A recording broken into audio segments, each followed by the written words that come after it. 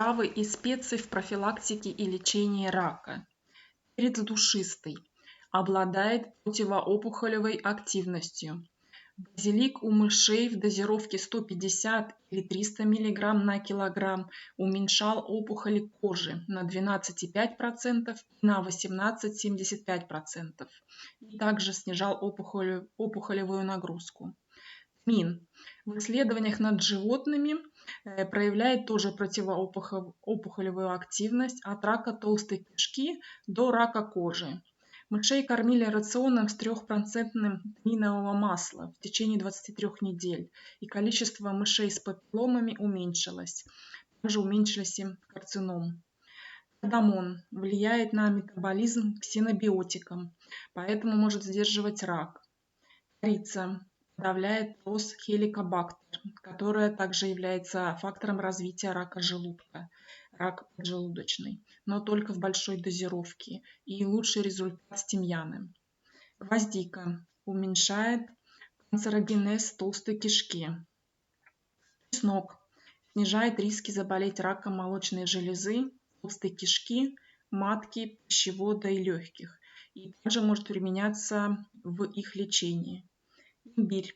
Активность против рака легкого, рака яичника, рака кожи, рака толстой кишки. Розмарин. При раке кожи местно.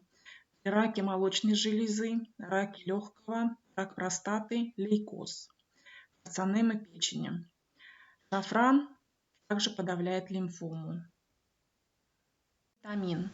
С-витамин понижен у всех онкобольных.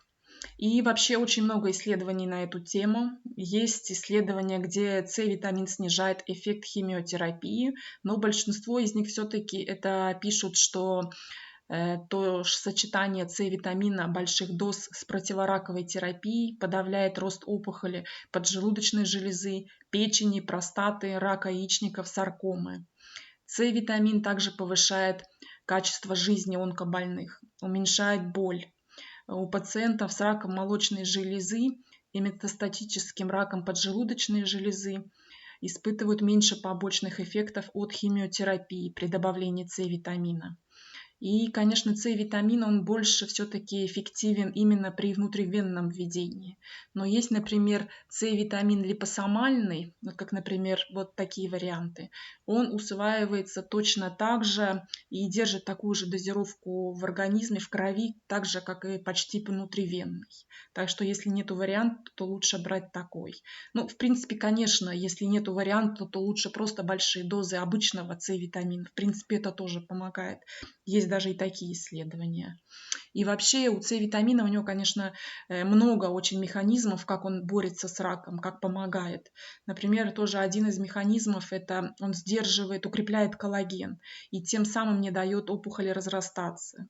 Или, например, у глюкозы и С-витамина у них один транспортер, и опухоль питается глюкозой и путает с С-витамином, который для нее губителен. И, например, меланома является наиболее частой излечиваемой опухолью с использованием С-витамина. Вот, например, тоже новость 2017 года, когда успешно завершилось клиническое испытание первой фазы по лечению рака мозга и легких с помощью высоких доз С-витамина. И вообще, конечно, С-витамин он продлевает жизнь всем онкобольным. Там очень много разных исследований, на много лет продлевает даже. У некоторых вообще вылечивает. То есть читайте, всегда ищите в интернете на эту тему. Там очень много. И, конечно, для профилактики вообще нужно все-таки принимать 500 мг в день. Маленькие дозы, они вообще там прооксиданты. И вообще опасны маленькие дозы, как нам всем рекомендуют. Селен. Селен обязателен для профилактики и лечения. Дополнительный прием снижал частоту развития опухолей на 35% у людей с дефицитом. А дефицит, конечно, это не редкость, потому что, например, западная часть России и почти вся Европа – это бедные селеном почвы. Селен повышает чувствительность к химии и лучевой терапии, снижает при этом побочные эффекты и токсическое воздействие на нормальные клетки. В районе, где больше селена в почве, там меньше онкологии. Чем, например, где меньше селена в почве, там наоборот есть связь, что очень много онкологии.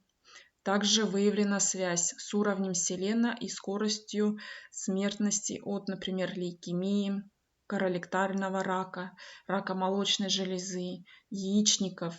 И даже до онкологии за 5 лет уже диагностировали, что мало селена в организме. Например, у пожилых людей селен снижал риски развития онкологических заболеваний на 65%. На протяжении 4,5 года принимавшие 200 мкг селена снизила рак легкого на 48%, колоректального рака на 58%, предстательной железы на 63%, общей заболеваемостью на 37% и смертностью от рака на 50%. Но самое важное, это был селен из дрожжей. То есть не берите те формы, которые часто в аптеках, берите только из дрожжевой селен. Да? Вот, например, тут это селена Excel, это дрожжевая форма, вот только она давала такие результаты. Ну, например, в Финляндии программа, которая обогащение селеном продуктов снизила смертность от рака в 2 раза. А в Китае добавки снизили рак печени на 50% в провинциях, где мало селена. Вы, в принципе, можете почитать здесь это исследование. Это на русском, очень интересное. И селен, конечно же, обязательно. Берин. Например, препарат гемцитабин, который применяется при химиотерапии поджелудочной железы, малоэффективен. Берберин более эффективен и может быть эффективным средством для химиотерапии рака поджелудочной железы.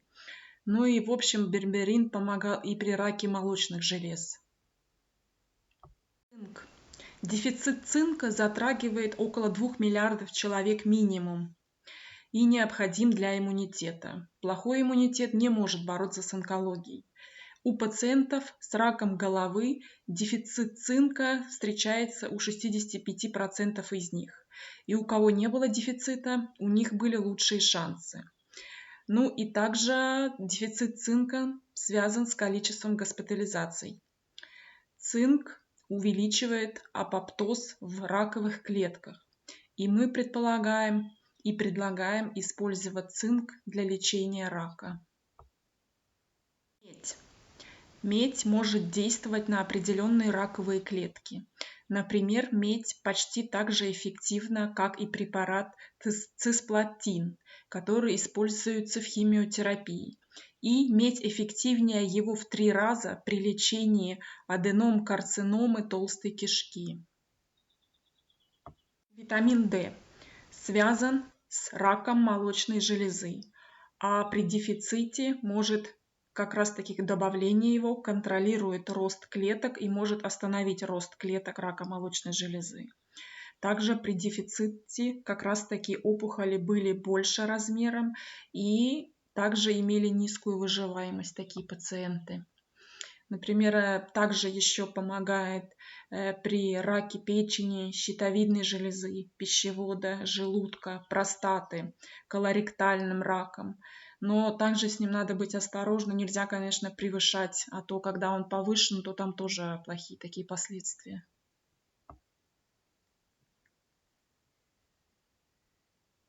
Индол-3-карбинол. Это вещество, как раз таки в капусте его очень много. Лечит предраковое поражение шейки матки.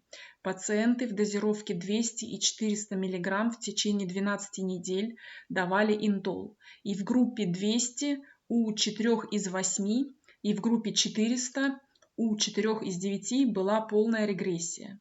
Например, ДИМ – это активное вещество в индоле. В течение 4 недель снижает тяжесть или полное изменение дисплазии шейки матки у женщин. Повышает эффективность вакцины против ВПЧ. Потом, например, вот следующее здесь исследование, это, например, лиган, индол, глюкорат кальция, расторопша, лимонник, крапива. Эта комбинация в течение 28 дней снижала риски развития рака.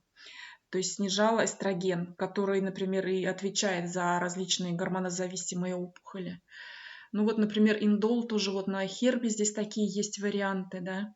И, например, вот исследования лаборатория Life Extension, да, они, например, все-таки советуют, что ДИМ, он все-таки не сильно изучен еще, и они не стоят заменять индол димом. И поэтому там дальше идет таблица, можете посмотреть, все-таки индол, он более эффективен. И, например, он также очень эффективен от рака молочной железы, простаты.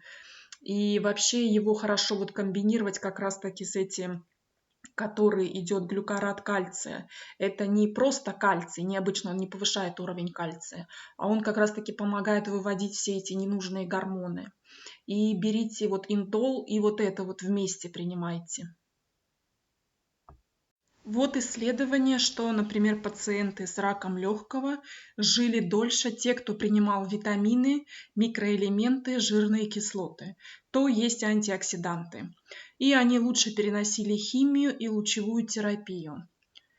Вот, например, следующее также исследование, где антиоксиданты не уменьшают действие химиотерапии и не мешают, а наоборот, они помогают и химиотерапии, и снижают побочные эффекты.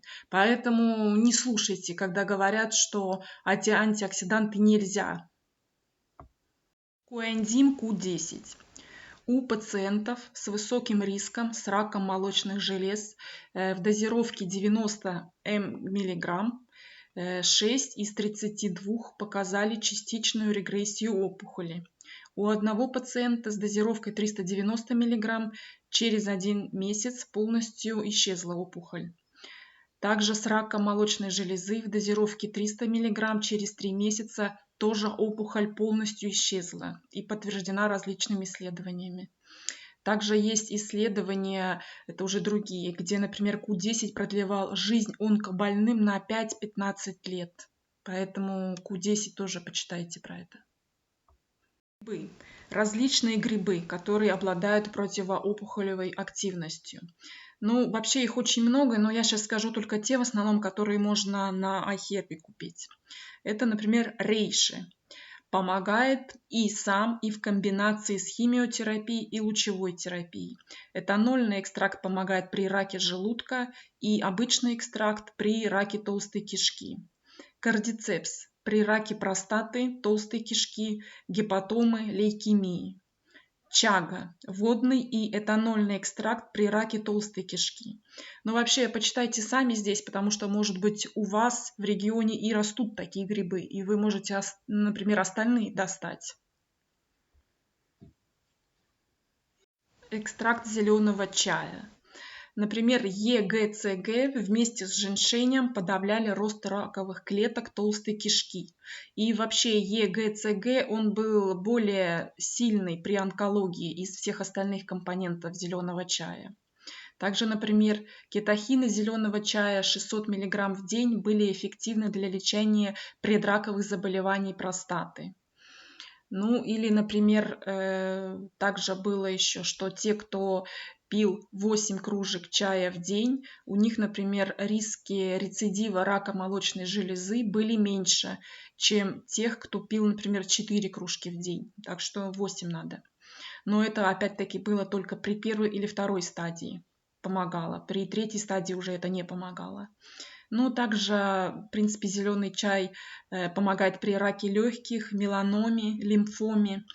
Но вот насчет добавок зеленого чая надо немножко осторожно, потому что я сколько помню, там по анализам ихних, у них часто был кофеин завышен. Даже мне, я помню, я купила, и мне было сердцу сразу плохо стало. То есть там большие дозы кофеина. Ну вот я вам оставлю ссылку на такую книгу по растениям, тропическим растениям. И здесь вот написано про Пау де Арка, да, это кора муравьиного дерева.